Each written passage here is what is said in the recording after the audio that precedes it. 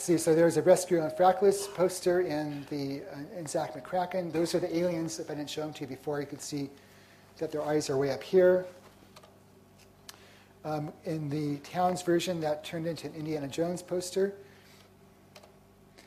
The cameos, where you tend to put characters from one game into another game, at least by reference. So they're on the Wanted poster in a jail in Kathmandu. If you read it, it says, I can't read the words, but there's a photo of a meteor on it.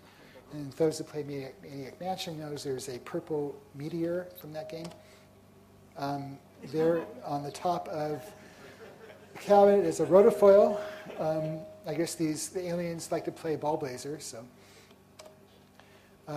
Check the Plant. Now, I can't remember exactly where this came from, but it started in Maniac Mansion, where I think it might have been me, where I was just really tired of naming objects, and I named this one Check the Plant. If it wasn't me, it was Ron. But that showed up in every game since. So if you go to Indiana Jones, Check the Plant is in the corner of his father's house. Here it is in Day of the Tentacle. This is Indiana Jones in his office, and we squeezed everything in here. There's a Sam & Max, whoops, oh no, no.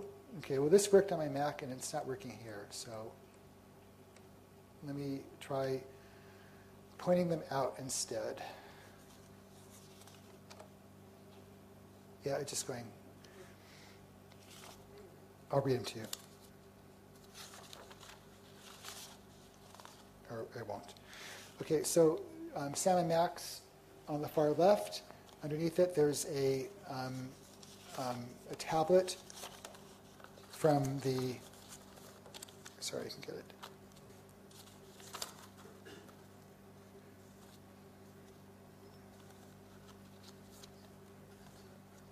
Okay.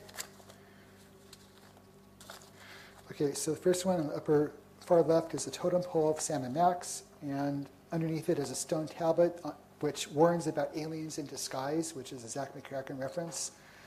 Up on the top there, there's a African shaman's mask from Kinshasa, which is Zak McKracken.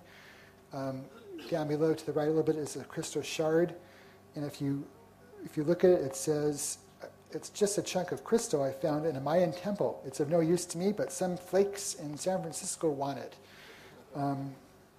And next, let's see, right below in the front here is looks like a statue of a falcon.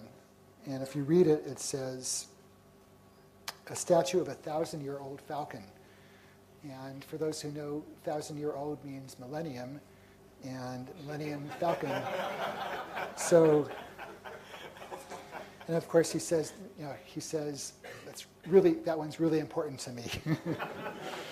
There's some Sankara stones from Temple of Doom, a map on his desk drawn in crayons from Zak McKracken, and a fragment of a meteor oozing purple slime from Maniac Mansion. Okay, this is frustrating because Microsoft products are supposed to work the same on all computers, right? But they don't. Okay, so here we have that statue I mentioned in Maniac Mansion, and it shows up again in a Nazi castle in Indiana Jones and Last Crusade. Also, the art that you see there, right here, and there, I think those are both screen grabs from Loom, which came afterwards. It was actually in production at the same time. Here's Sunday in the Park by Georges Seurat. And there it is again in Maniac Mansion. And there's the joke about the fine leather jackets.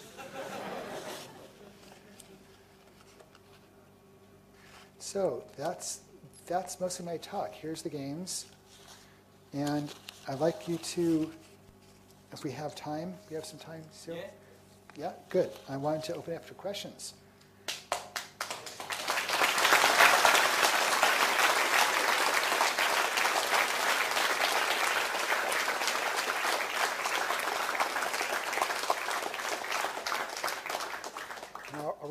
Am I still on? Yeah. Yeah? Okay. I'll repeat the questions so that you can hear it on the tape. Okay. Does LucasArts still work closely with Atari in computer game production? How close did we work with Atari? Yeah. I don't think we work with Atari at all, actually.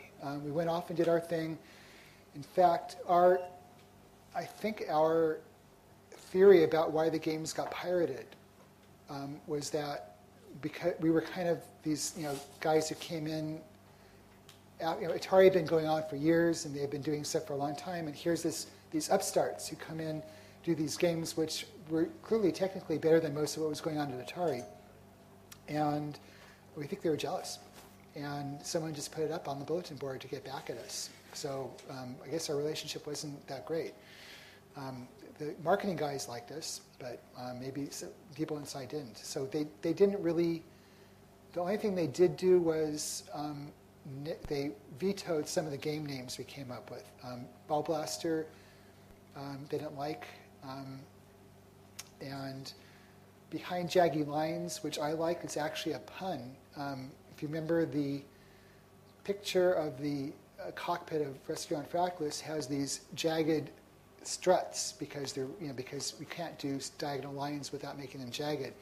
And the jaggies are also the enemies. So you're playing, the whole game is behind these jaggy lines, and you're playing behind the jaggy monster lines, and they thought that they didn't get it. So we had to go to something more inventive like Rescue on Fractalus, which no one gets either. Okay, next question. Well, these classics games you're working on are different from today's games because one can see by playing it that the team which made LucasFilm games and other classic games, they were made by a team literally from their hearts. Why do you think today game developers can't do that? Why are they just manufacturing games? Okay, so the question basically is, how come the games in the 80s at LucasArts seem to come from people's hearts, and we put our hearts into it, where the current games seem to be manufactured and don't have the same maybe quality or imagination or heart put into it. I'm improvising there.